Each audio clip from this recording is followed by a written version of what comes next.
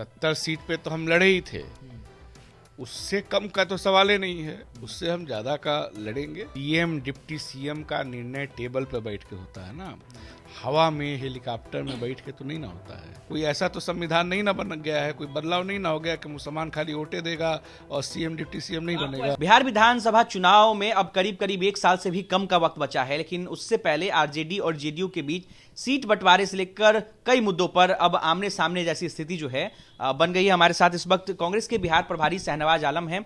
शहनवाज आलम जी ने कुछ दिनों पहले एक बयान दिया था, जिसके बाद से ही बिहार विधानसभा की चर्चाएं जो है तेज हो गई थी सीट शेयरिंग को लेकर। शहनवाज आलम ने कहा था कि स्ट्राइक रेट के हिसाब से सीटों का बंटवारा होगा और कोई भी गठबंधन में बड़ा भाई छोटा भाई नहीं है, गठबंधन में सब बराबर होता है। हमारे साथ शहनवाज जी हैं। शहनवाज जी, बिहार तक पर सबसे पहले आपका स्वागत है। सीट शेयरिंग को लेकर के आपने सबसे पहले बयान दिया है, अगर कहा जाए इस चुनाव में इस बार कांग्रेस की क्या तैयारी है? चूंकि पिछली बार आप 70 सीटों पर लड़े थे, इस बार क्या उससे सीटें कम होंगी आपकी? आरजेडी की जो तैयारी है वो 70 सीटें तो आपको देने की तैयारी में नहीं है, तो क्या लगता है आप लोग इस बार क्या करने वाले हैं? ये सीट शेयरिंग पे मैंने कहीं बात नहीं की। मैंने ये कहा कि ये विचारधारा के आधार पे, सिद्धांतों के आधार पे गठबंधन बना है और इस सिद्धांत की जो मेन केंद्र है वो धर्मनिरपेक्षता है, बहुलतावाद है, समाजवादी विचार है, जिसको कि संविधान से इस शब्द को ही हटाने के लिए अभी बीजेपी कोशिश कर रही थी। तो ये एक कॉमन वैचारिक एजेंडा है जिसके आधार पे ये गठबंधन बना है और चूंकि गठबंधन विचारधारा के आधार पे बना है, इसलिए इसमें कोई छोटा कोई बड़ा नहीं है। ये मैं इस बात को कह रहा हूँ। जहाँ तक सीटों की बात है, निश्चित तौर पे जो भी लेटेस्ट रिजल्ट है उसको कंसीडर किया जाता है कहीं पर भी। आप कहीं जाएंगे तो सबसे जो लेटेस्ट मार्कशीट होता है, पर्चा होता है, वही ना मायने रखता है, उससे पहले वाला नहीं ना रखता। तो हम लोग अभी लोकसभा चुनाव में जो प्रदर्शन किए, जो दूसरे दलों ने प्रदर्शन किया, उसके आधार पे हमारी जो लीडरशिप है, गांधी परिवार जी की और लालू जी के परिवार की, सीपीएम की, डी राजा जी, तमाम लोग बैठ के तय करेंगे ना। वो तो इस तरह से तय होता नहीं है, लेकिन मेरा मानना है कि स्ट्राइक रेट के आधार पे ये होना चाहिए। स्ट्राइक रेट के हिसाब से 243 में से कांग्रेस की कितनी सीटें बनती है? देखिए, 70 सीट पे तो हम लड़े ही थे, उससे कम का तो सवाल ही नहीं है, उससे हम ज्यादा का लड़ेंगे। और मेरा मानना है कि इस तरह से सब चीजें तय की जाएंगी कि उसमें सबको जो उचित हिस्सेदारी है वो मिलेगा। और मेन चीज ये है कि जो जनता की आकांक्षा है उसको पूरा करने के लिए गठबंधन प्रतिबद्ध है, वो हम करेंगे। इसमें ये सब चीजें अड़चन नहीं बनेगी। शहनवाज जी, आपने कहा कि 70 सीटों से कम पे तो सवाल ही नहीं है, उससे ज्यादा सीटें हम लेने की कोशिश करेंगे। लेकिन आप जब पिछली बार चुनाव लड़े थे तो मुकेश सहनी की पार्टी वीआईपी आपके साथ नहीं थी, 11 सीटों उन्हें बीजेपी की तरफ से दी गई थी। लेकिन इस बार वो इधर हैं, इस बार वो महागठबंधन में है और तेजस्वी यादव के काफी करीब भी हैं, तेजस्वी यादव के साथ घूम रहे हैं, जा रहे हैं। तेजस्वी यादव ने तो कई चीजों को लेकर के कहा भी है, उनकी पार्टी से तरफ वीआईपी की तरफ से तो ये भी कहा जाता है कई बार कि तेजस्वी सीएम और मुकेश सहनी डिप्टी सीएम बनेंगे। तो मुकेश सहनी जब आते हैं तो क्या गठबंधन में वाकई आपको लगता है कि 70 सीटें आपके लिए बनेंगी? आखिर वो सीटों का नुकसान फिर किसको होगा? देखिए, सीएम डिप्टी सीएम का निर्णय टेबल पर बैठ के होता है ना, हवा में हेलीकॉप्टर में बैठ के तो नहीं ना होता है। तो ये सब लोग बैठ के तय करेंगे। हम लोग मान के चल रहे हैं कि हर समाज का प्रतिनिधित्व तो होना चाहिए सत्ता में, खास तौर से वो कम्युनिटी जो लगातार पिछले 30-35 साल से कमिटमेंट के साथ सेकुलरिज्म के मुद्दे पे आपको वोट देता रहा है, उसको हम लोग डिप्टी सीएम बनाएंगे। क्योंकि इसी बिहार में सबसे पहला जो मुख्यमंत्री पूरे देश में मुसलमान अगर बने थे तो अब्दुल गफूर साहब बने थे। तो किस पार्टी से होंगे जो मुसलमान को अब डिप्टी सीएम बनाने की बात करें? पार्टी से। कांग्रेस पार्टी 2 डिप्टी सीएम की बात कर रही है। 2 डिप्टी सीएम बनाएंगे आप लोग? बिल्कुल, कांग्रेस पार्टी 2 डिप्टी सीएम की बात कर रही है। मुकेश सहनी भी तो उधर दावा कर रहे हैं, एक डिप्टी सीएम तो उधर पे भी बनेंगे। वीआईपी की तरफ से भी कहा जा रहा है कि एक डिप्टी सीएम तो हमारे पार्टी। ये अभी उनके कितने विधायक हैं, हमारे कितने विधायक हैं? ये सब चीजें होती हैं, चलता है, बैठ के तय होगा। लेकिन हमारा कमिटमेंट है इस मुल्क के सेकुलरिज्म को लेकर के, यहाँ के लोगों को नुमाइंदगी देने के सवाल पे। अगर यहाँ 18% मुस्लिम समाज है जो कमिटमेंट के साथ वोट कर रहा है, और लोग तो इधर उधर भी चले जाते हैं, तो वो खाली वोटे देगा, वोट दे के अपने घर चला जाएगा, उसको सत्ता में हिस्सेदारी नहीं चाहिए। सामाजिक न्याय में माइनस मुस्लिम सामाजिक न्याय होगा। या अपर कास्ट जो वोट कर रहा है। तेजस्वी यादव तो कहते ही हैं कि वो मुसलमानों के लिए भी काम करते हैं, उनकी काम करने से तो फिर काहे सत्ता की बात काहे हो रही है? काम करने से हो जाएगा? खाली सत्ता में लोग नहीं बैठेंगे, कुर्सी पे नहीं बैठेंगे, कुर्सी पे कहीं दो लोग बैठेंगे। तो जो जो समाज के लोग हैं, अगर सामान्य वर्ग के लोग वोट कर रहे हैं तो वो खाली उनके लिए काम होगा, वो काम करेंगे कि काम उनके लिए होगा? काम करने का भी तो अधिकार और अवसर मिलना चाहिए ना।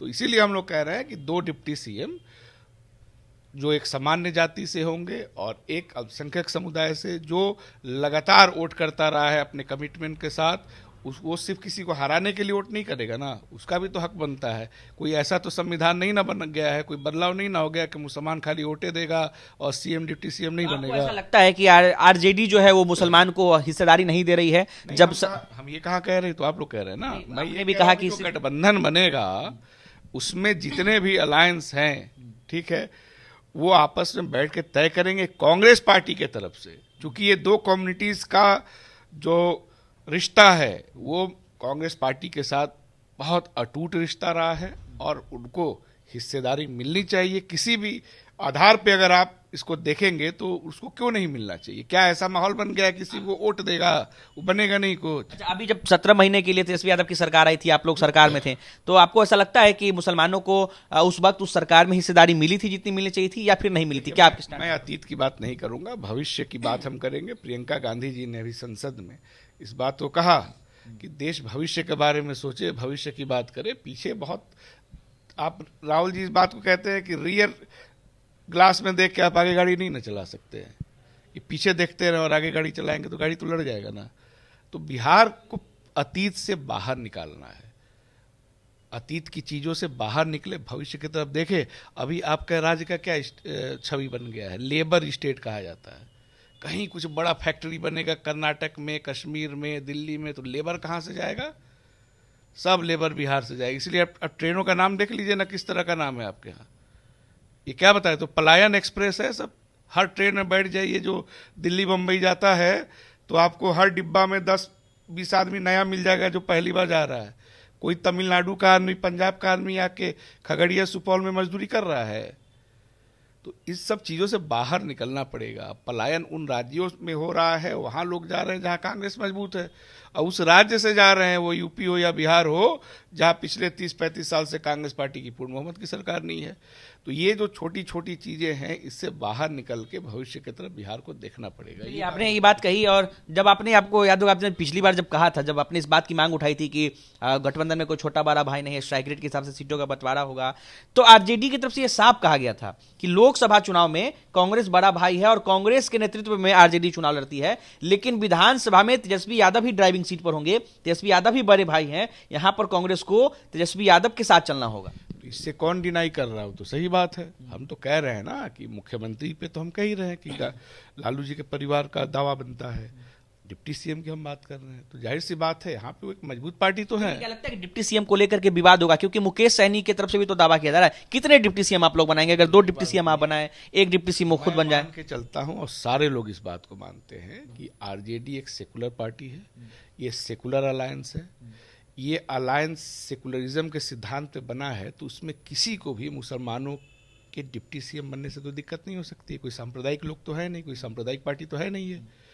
तो माइनस मुस्लिम सामाजिक न्याय, माइनस मुस्लिम सत्ता सेकुलर पार्टी की कैसे चल सकती है?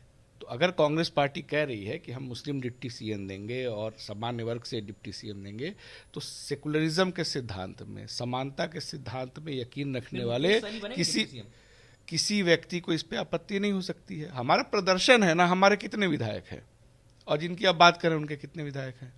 अभी मैंने कहा ना कि कौन डिप्टी सीएम बनेगा नहीं बनेगा, ये हेलीकॉप्टर में तय नहीं होगा ना, जमीन का मसला है ना। तो टेबल लगा के लोग बैठेंगे, वहाँ तय करेंगे। उसमें डी राजा जी भी रहेंगे, दीपंकर भट्टाचार्य जी भी रहेंगे, गांधी परिवार भी रहेगा, लालू जी का भी परिवार रहेगा, सब लोग बैठ के ना तय करेंगे।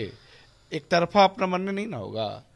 इस चीज को समझने की जरूरत है। चलिए, तो हमारे साथ कांग्रेस के बिहार प्रभारी शाहनवाज आलम थे और इन्होंने कहा है कि हेलीकॉप्टर में बैठ करके ये तय नहीं होगा कि कौन डिप्टी सीएम होगा, ये टेबल पर बैठ कर तय होगा। और कांग्रेस की तरफ से महागठबंधन की जब सरकार बनती है तो कांग्रेस की तरफ से 2 डिप्टी सीएम बनाए जाएंगे, ये ऐलान किया है शहनवाज आलम ने। और इन्होंने साथ साथ ये भी कहा है कि उस एक डिप्टी सीएम उस 2 डिप्टी सीएम में से एक डिप्टी सीएम मुसलमान समुदाय से होंगे और दूसरे डिप्टी सीएम अल्पसंख्यक समुदाय से होंगे। और साथ ही साथ इन्होंने ये भी कहा है कि 70 से कम सीटों पर कांग्रेस पार्टी चुनाव नहीं लड़ने वाली है।